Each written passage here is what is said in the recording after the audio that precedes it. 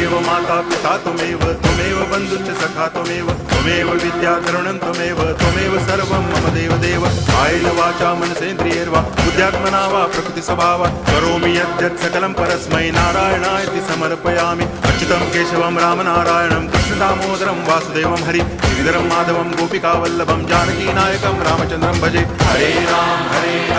Ram Ram Hare Hare Hare Krishna